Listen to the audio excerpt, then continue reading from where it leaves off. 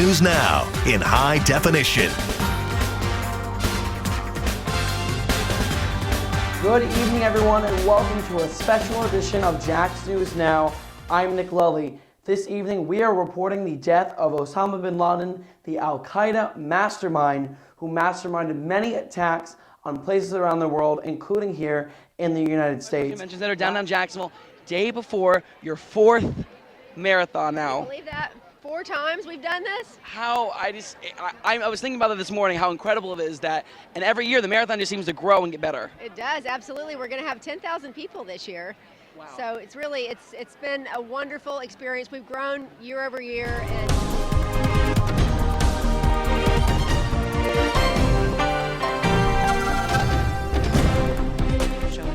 Okay, now I do want to. One of the specialties I would say of Mamma Mia is that your character Donna is singing ABBA songs 8 times a week. What is that like?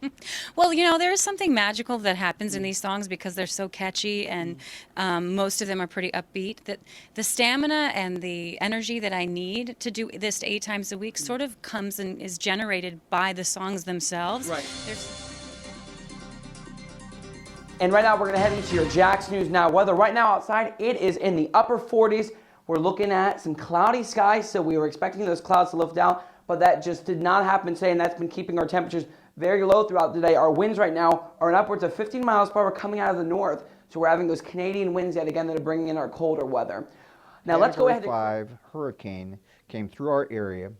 The dangerous semicircle hit at that location, and it was in a high tide issue. You could have a storm surge that would be at the top of a 20-foot pole. Now that's a bit scary. People don't believe it. We decided to take our cameras out to the Mayport Village to see their hurricane pole. Here in the Mayport Village, this hurricane pole just exemplifies the impact a landfalling tropical cyclone's storm surge could have in the village. Category 1, 2, 3, 4, and 5. A Category 1 would inundate local businesses and cause some real big monetary impacts. Category 2 would wash me off my feet and into the St. Johns River. Wedged between several bodies of water, the Mayport Village is prone to flooding. Driving along here in the Mayport Village, it's not hard to tell why this is such a flood-prone area. I mean, I'm driving on both sides of me. There's just sort of marshland and there's lowlands, and there's even signs posted right up here on the road in front of me showing that the road could flood easily during a tropical cyclone. And we saw that. Musical superstar Idina Menzel rocked Jacksonville this weekend for the first show in her summer concert series.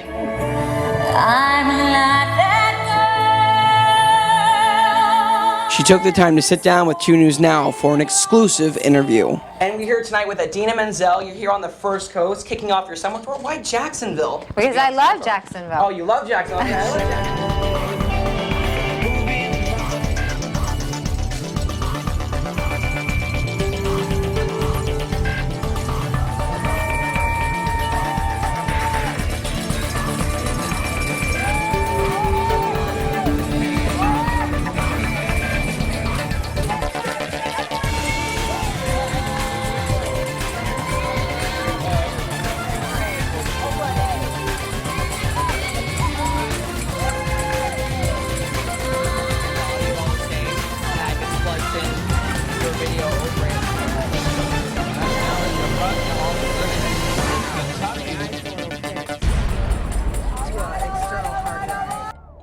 Behind them, Abby Nisley, a senior at Douglas Anderson School of the Arts, met with the filmmakers during a visit to her school on Thursday. She says she can relate to the filmmakers who live thousands of miles away. And it's amazing how we're from different cultures, but we all share the same passion, and we're all very passionate people, and so we connect on such a deeper level. The people she says she can relate to include Amitabh Reza, traveling across the world from Bangladesh. He was astounded at the opportunities given to young students on the First Coast. I got to meet some of these young students, young filmmakers. I can see the dreams of filmmaking films on them.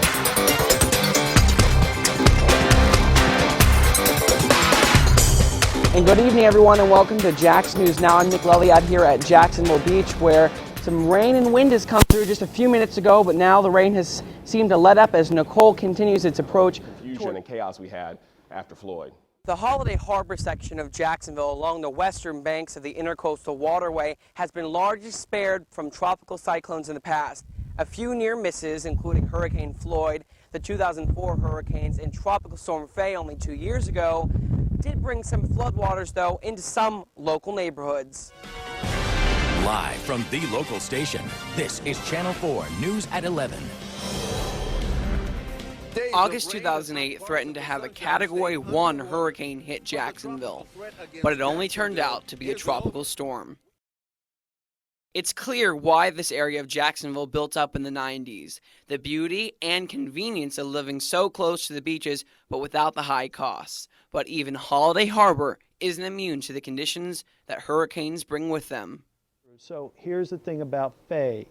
Faye was very unique. Storm comes charging up through a path like Charlie, coming in from the south, going off towards, let's say, Cape Canaveral, you know, the Space Coast area.